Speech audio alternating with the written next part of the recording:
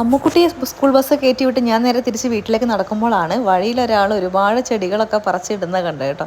അപ്പോൾ അയാൾക്ക് ഉപകാരമില്ലാത്ത സാധനം നമുക്ക് ഉപകാരപ്പെട്ടാലെന്ന് ചിന്തിച്ച് നിറയെ പൂക്കളുള്ള ഒരു ചെടി ഞാൻ വീട്ടിലേക്ക് കൊണ്ടുവന്നു കേട്ടോ.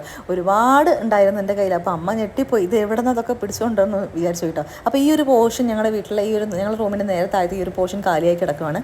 അപ്പോൾ അതൊക്കെ വൃത്തിയാക്കി ഇവിടെ നടാനാണ് പ്ലാൻ ചെയ്തിരിക്കുന്നത് കേട്ടോ. അതുപോലെ ഒരുപാട് ചെടികൾ നടാനുണ്ട്. അപ്പോൾ ഇന്ന് എന്താ പറയുക, നമ്മുടെ പൂന്തോട്ടമൊക്കെ ഒരുങ്ങുന്ന തിരക്കിലാണ് കേട്ടോ. അപ്പോൾ ഒരുപാട് കല്ലുകളൊക്കെ ഉണ്ട്. ഇതൊക്കെ ഒന്ന് വെച്ച് അടിപൊളിയായിട്ട് വെക്കാനാണ് ഉദ്ദേശിക്കുന്നത്.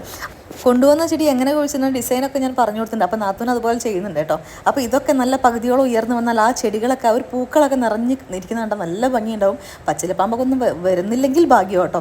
അപ്പോൾ ഈ ഒരു ചെടീന് പല കളറും ഇവിടെ ഉണ്ടായിരുന്നു, അടിപൊളിയാണ് കാണാനായിട്ട്. അപ്പോൾ ഇതൊക്കെ ചെറുതായിട്ട് കുഴിച്ചിടാനാണ് തീരുമാനം. പുതിയ ചട്ടികളൊക്കെ കൊണ്ടുവന്നിട്ടുണ്ടായിരുന്നു. അപ്പോൾ അതിലൊക്കെ നല്ല ഓരോ ചെടികളായിട്ട് കുഴിച്ചിടാനാണ് ഉദ്ദേശിക്കുന്നത് കേട്ടോ. ഒരു ചട്ടിയിലെ ഒരു കളർ എന്നുള്ള രീതിയിൽ പല കളർ ഉണ്ടായിരുന്നു. അടിപൊളിയാണ്. കുഴിച്ചിട്ടപ്പോൾ നല്ല ഭംഗിയാണ്. ശരിക്കും ഇതൊന്നും പറന്ന് പന്തലിച്ച് പൂ വിരിഞ്ഞത് കാണാൻ നല്ല ഭംഗിയായിരിക്കും. അപ്പോൾ അതിന് വേണ്ടിയുള്ള കട്ട വെയിറ്റിങ്ങിലാണ് കേട്ടോ.